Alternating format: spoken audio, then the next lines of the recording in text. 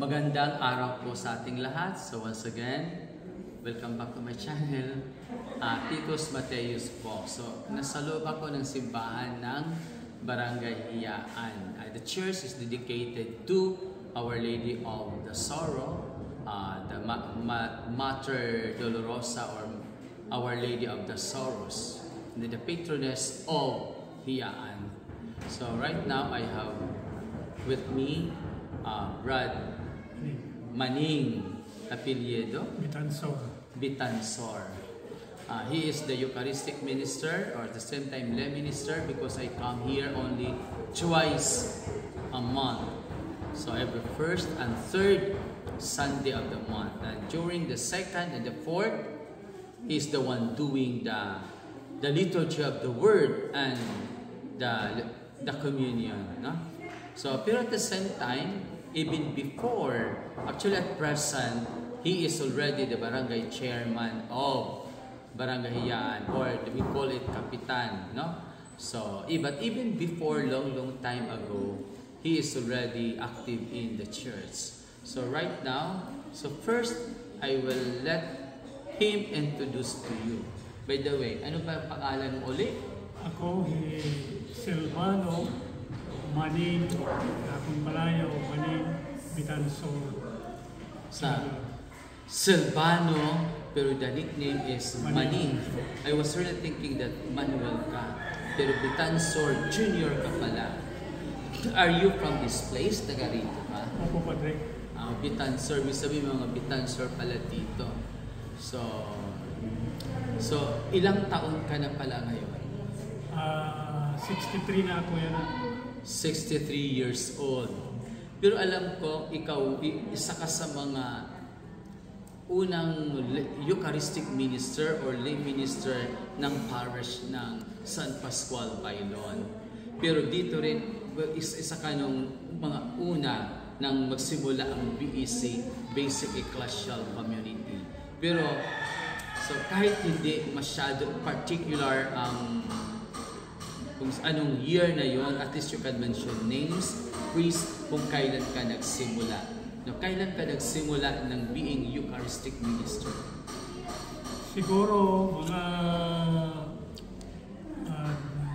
before 2000 siguro, kay nagtika na to Bible Cluster Leader.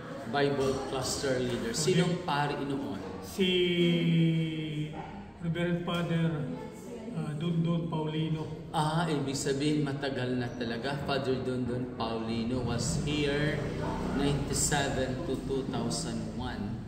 So at that time, ibig sabihin, today is 2025. Ibig sabihin, you are here already in the church, active in the church, more or less 28 years. Wow! Ang tagal na pala. Ilang taon ka na ngayon? 63. 63. Ibig sabihin, 63 minus 28 years old, ilan yun? Bata ka pa noon. Ibig sabihin, mga 37.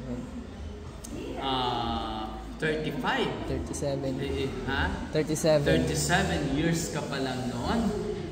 Na-active ka na sa simbahan. Thank you so much for helping the church here in Barangay Hiyaan, no? So in your experience since 1997, shall we say, until now, ano ang feeling mo? Anong joy mayroon ka? So na akong masisiri pagserbihan, hindi masyadong ukay kay hindi na ako kamaihan ng servisyo. Hindi ako na mga Tagalog naramdaman na balos ang sakripisyo kung mo nagsiserbi nila sa simbahan. Ngayon mo lang parang nakita yung bunga, paano itinanim mo noon.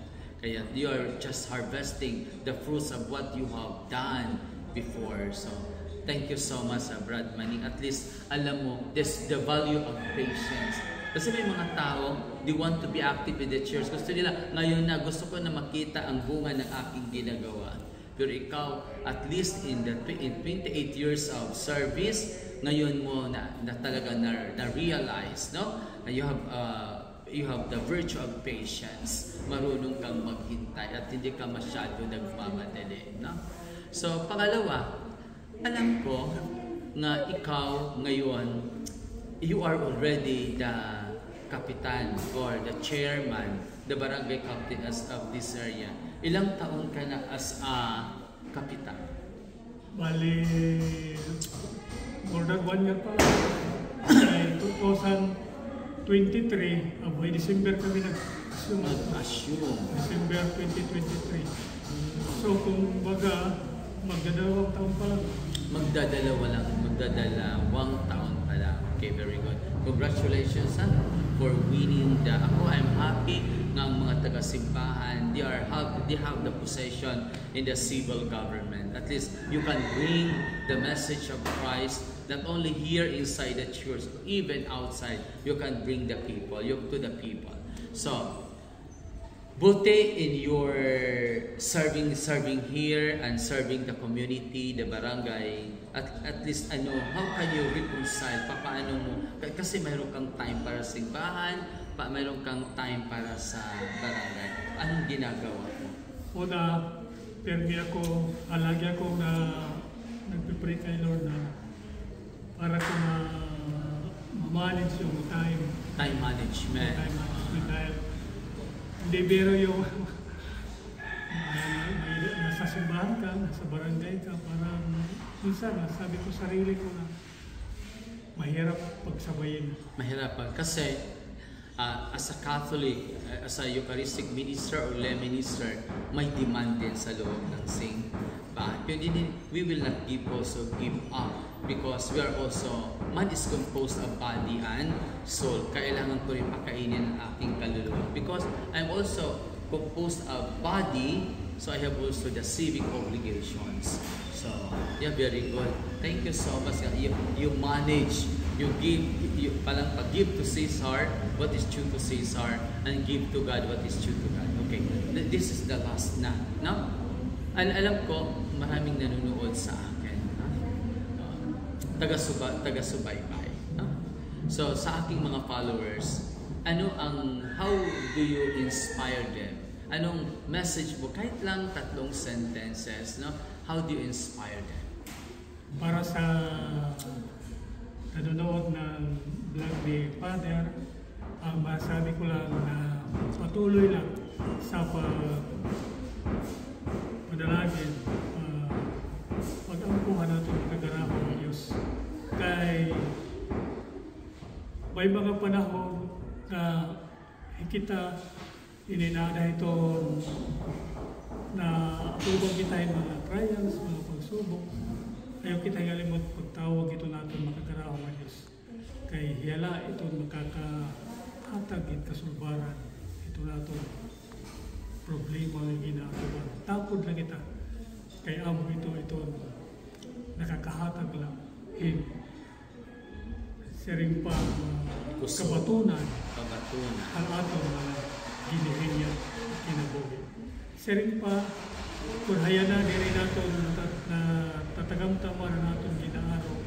Bagong diri ha ato mismo natin ato mga anak, nagtuito nato pamilya, kay hakon usa ko i-share anak ko tutulong lang ako sira may na-realize ko maapon pagservisyo sa simbahan na ang ira hindi ako kinabuhi nagkabayada Wow, masisiring ko na successful na ito ira